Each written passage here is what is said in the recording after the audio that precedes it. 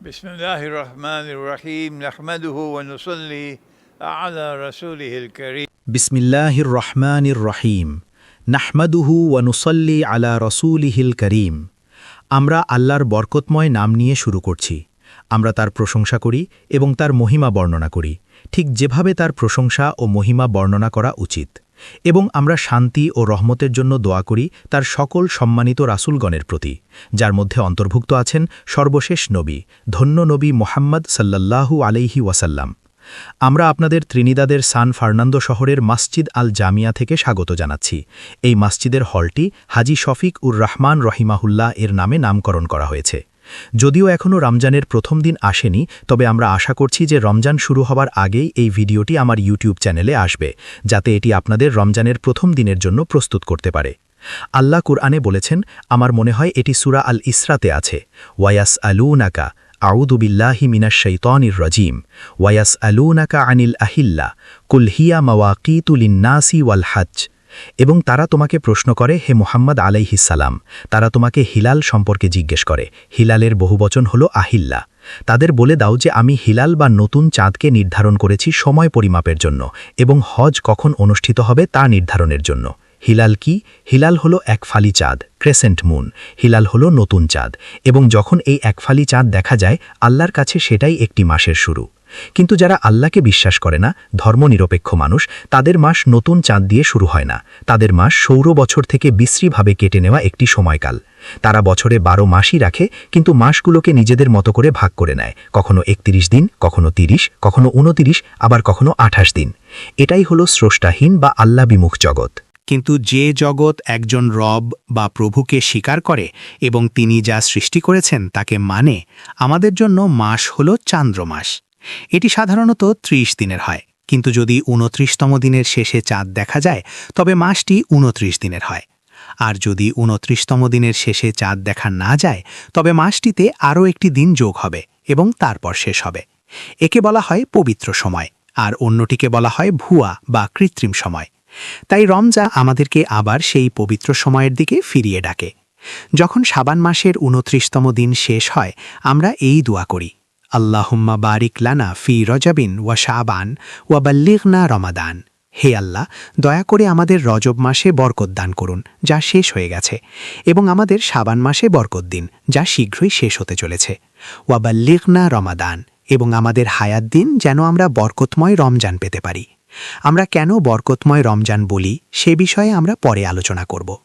তাই যখন শাবান মাসের 29 তারিখ আসবে, যদি আপনি যুবক হন, যদি আপনি বৃদ্ধ বা অক্ষম না হন, তবে কোনো উঁচু স্থানে যান, শিশুদের সাথে নিন, বাড়ির নারীদের সাথে নিন, একা যাবেন না, পুরো পরিবারকে নিয়ে যান এবং সূর্য ডোবার পর তাদের চাঁদ খুঁজতে দিন। সূর্য পশ্চিমে অস্ত যায়। কিয়ামতের আলামত হিসেবে সূর্য পশ্চিম দিক থেকে উদিত হবে, এটা আল্লাহর হুকুম। কিন্তু যখন আপনি এমন কোনো হাদিস পান যেখানে বলা হয়েছে সূর্য পশ্চিম থেকে উঠবে, আপনি জানেন যে এর ব্যাখ্যা বা তাফসির প্রয়োজন। এটি আক্ষরিক অর্থে নাও হতে পারে, কারণ কোরআন আমাদের বলে যে সূর্য পূর্ব দিকে উদিত হয় এবং পশ্চিমে অস্ত যায়। তাই আমরা আকাশের দিকে তাকাই, দিগন্তের দিকে, ঠিক যখন সূর্য ডুবে যায়, আলো পুরোপুরি চলে যাওয়ার আগে অল্প সময়ের জন্য। এবং তারপর যদি আমরা চাঁদ দেখি, তখন আমরা বুঝি যে মাসটি শেষ হয়েছে। এবং এটি শিশুদের জন্য, বিশেষ করে ছোটদের জন্য একটি রোমাঞ্চকর অভিজ্ঞতা। তারা এই স্মৃতিগুলো তাদের জীবনে বয়ে বেড়াবে। আর এখন যখন শাবানের 29 তারিখ আসবে, আপনি যদি যুবক না হন, বয়স্ক হন বা অক্ষম হন, তবে হয়তো নিজের বাড়িতেই এমন কোনো উঁচু জায়গা খুঁজুন যেখান থেকে আকাশ পরিষ্কার দেখা যায়, এবং রমজানের চাঁদ তালাশ করুন। যদি চাঁদ দেখা যায়, অথবা পরবর্তীতে যদি খবর পান যে চাঁদ দেখা গেছে, তবে রমজান মাস শুরু হবে। আমাদের কারো কারো জন্য এটিই হয়তো শেষ রমজান। আমরা হয়তো আরেকটি রমজান দেখার জন্য বেঁচে থাকব না, কিন্তু অন্যদের জন্য জীবনে হয়তো আরও অনেক রমজান আসবে ইনশাআল্লাহ। রমজান কেন এত বিশেষ? রমজান বিশেষ কারণ এই মাসেই আল্লাহ রমজানের রোজাকে ফরজ বা নির্ধারণ করেছেন, যে আমাদের প্রতিদিন শুভে সাদিক থেকে সূর্যাস্ত পর্যন্ত রোজা রাখতে হবে। এই মাসে পরবর্তী লেকচারগুলোতে আমরা এই বিষয়ে আবার আলোচনা করব। এবং রমজানের এই রোজা বিশেষ করে যখন আমরা পরিবার হিসেবে ইফতার করি, পরিবার নিয়ে একসাথে বসি, এভাবেই আমরা রোজা ভাঙি বা ইফতার করি, মা বাবা এবং সন্তানদের সাথে নিয়ে। আমাদের এভাবেই ইফতার করা উচিত। আমাকে আবার বলতে দিন, আপনারা অবশ্যই পরিবার হিসেবে ইফতার করবেন, মা বাবা এবং সন্তানদের সাথে, দাদা দাদি, নাতি নাতনি সবাই একসাথে বসে। সবচেয়ে ভালো হয় যদি মেঝেতে বসে ইফতার করেন এবং খাবার খান। এটাই সেই সময় যখন পথভ্রষ্ট হয়ে যাওয়া মেষগুলোকে আমাদের আবার পালের মধ্যে ফিরিয়ে আনতে হবে। রমজান সেটাই করে। তাই রমজান মাস মুসলিম সম্প্রদায়ের জন্য এক বিশাল রহমত, কারণ এটি সমাজকে শক্তিশালী করে, এটি আমাদের দিনের দিকে ফিরিয়ে আনে, এটি আল্লাহর সাথে আমাদের সম্পর্ককে পুনঃস্থাপন করে। কিন্তু আল্লাহ রমজানের রোজা ফরজ করার অনেক আগেই তিনি রমজান মাসকে সম্মানিত করেছিলেন। তিনি রমজানকে সেই মাস হিসেবে সম্মানিত করেছেন যে মাসে তিনি সম্পূর্ণ কোরআন নাজিল করেছেন। তিনি সূরা বাকারাতে বলেছেন, শাহরু রামাদান আল্লাযী উনজিলা ফীহিল কোরআন। তিনি রমজানে সম্পূর্ণ কোরআন নাজিল করেছেন। কিন্তু আমরা জানি যে কোরআন ওহী বা প্রত্যাদেশ হিসেবেও এসেছে, আর তাতে 23 বছর সময় লেগেছিল। যখনই ওহী আসত তার হৃদয়ে অবতীর্ণ হতো এবং সাথে সাথেই মুখস্থ হয়ে যেত। তাই নবীর জন্য আল্লাহর রহমত তার উপর বর্ষিত হোক, এবং মুমিনদের হাফেজ হওয়ার জন্য, পুরো কোরআন মুখস্থ করার জন্য আপনাদের 23 বছর অপেক্ষা করতে হতো, পুরো কোরআন মুখস্থ করার আগে। কিন্তু রমজানে অন্য কিছু ঘটেছিল, যা ছিল রমজানের মর্যাদা, যা রমজানকে এত বিশেষ করে তুলেছিল রমজানের রোজা শুরু হওয়ার অনেক আগেই। আর তা হল আল্লাহ রমজানে সম্পূর্ণ কোরআন নাজিল করেছিলেন। তিনি সূরা বাকারাতে বলেছেন, শাহরুর রমাদান আল্লাযী উনজিলা ফীহিল কোরআন। কিন্তু তিনি যখন রমজান মাসে এটি নাজিল করলেন, তিনি এটি এমনভাবে করলেন যে রমজানের প্রতি রাতে তিনি কোরআনের একটি অংশ তিলাওয়াত করতেন। এটি হাদিসে আছে, সহি বুখারী ও সহি মুসলিমে উল্লেখ আছে। নবীজি সাল্লাল্লাহু আলাইহি ওয়াসাল্লাম বলেছেন যে রমজানের প্রতি রাতে আল্লাহ আমাকে কোরআন পাঠ করে শোনাতেন। আমি আবারও বলছি কথাটা, রমজানের প্রতি রাতে আল্লাহ আমাকে কোরআন শোনাতেন। কিন্তু তিনি এক্ষেত্রে ফেরেশতা জিবরাইল আলাইহিসসালামকে মাধ্যম হিসেবে ব্যবহার করেছেন। আর যেহেতু তিনি পুরো কোরআন, সম্পূর্ণ কোরআন রমজান মাসে পাঠ করেছেন, এ কারণেই রমজান এত বরকতময়, রমজান এত সম্মানিত। আর আমরা রমজান মাসকে ভালোবাসি কারণ এটি হলো কোরআনের মাস।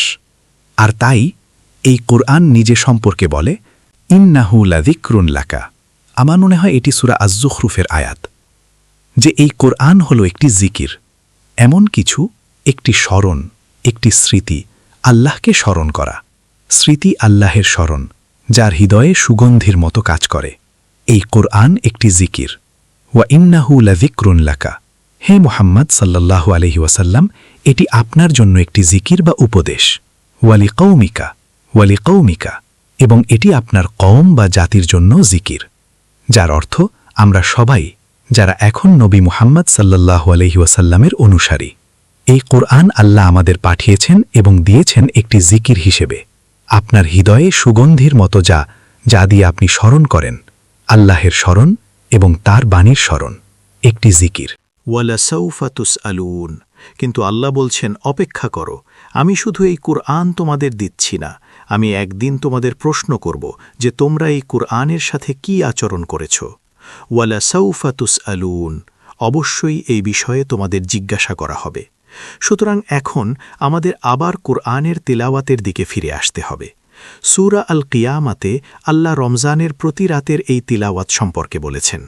আর এই আসন্ন রমজানের প্রতি রাতে আমাদের হৃদয়ে এই কথাটি গেঁথে রাখতে হবে যে আল্লাহ নবী মুহাম্মদ সাল্লাল্লাহু আলাইহি ওয়াসাল্লামকে কুরআন পড়ে শুনিয়েছেন।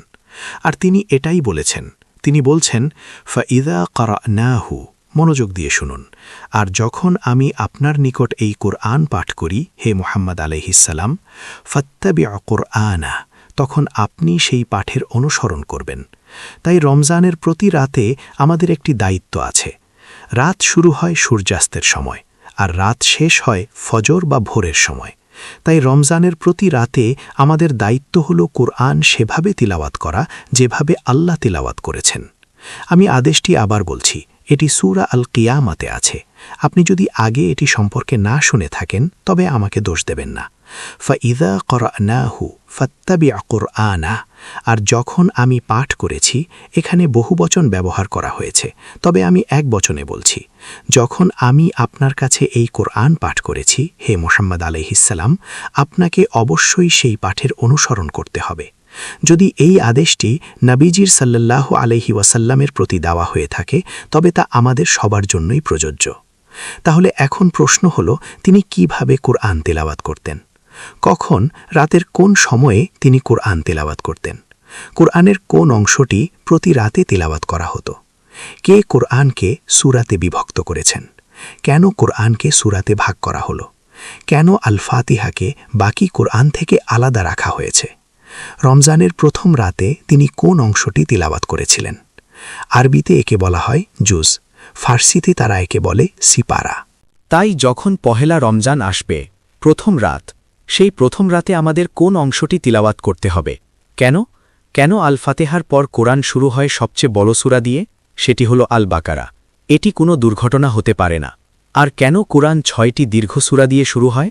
রমজানের আগামী দিনগুলোতে আমাদের অনেক প্রশ্নের উত্তর খুঁজতে হবে। আমরা দোয়া করি আল্লাহ যেন আপনাদের সবাইকে বরকত দান করেন, যারা এই রমজানে সেই কাজটি করবেন যা আল্লাহ করেছিলেন, আর তা হল রমজান মাসে শুরু থেকে শেষ পর্যন্ত পুরো কোরআন তিলাবাত করা, খতম দেওয়া। আমি এখন আপনাদের কাছে শুধু এটাই চাইছি, আপনি যদি আপনার জীবনে এটি আগে কখনো না করে থাকেন তবে দয়া করে আজ এইবারে চেষ্টা করুন। যদি আপনি রমজানে পুরো কোরআন শেষ করতে না পারেন কারণ আপনি তিলাওয়াত করছেন না বা আপনি এতে অভ্যস্ত নন, তবে কিছু মনে করবেন না। ঈদের পরেও তিলাওয়াত চালিয়ে যান যতক্ষণ না আপনি এটি শেষ করেন। কিন্তু যখন আপনি শেষ করবেন আবার শুরু করুন, আর যখন শেষ করবেন আবার শুরু করুন, এবং এভাবে চালিয়ে যান যতক্ষণ না আল্লাহ আপনাকে এই দুনিয়া থেকে ডাক দেন। আল্লাহ এই বরকতময় রমজান মাসে আমাদের কোরআন তিলাওয়াত কবুল করুন। আমাদের কোরআন তিলাওয়াত যেন আমাদের চোখে পানি নিয়ে আসে, যখন আমাদের হৃদয়ে এই স্মরণ থাকবে যে আমরা সেই কাজটিই করছি যা আল্লাহ রমজানের প্রতি রাতে করতেন। ধন্যবাদ। ওয়া আলাইকুমুস সালাম ওয়া রাহমাতুল্লাহি ওয়া বারাকাতুহু।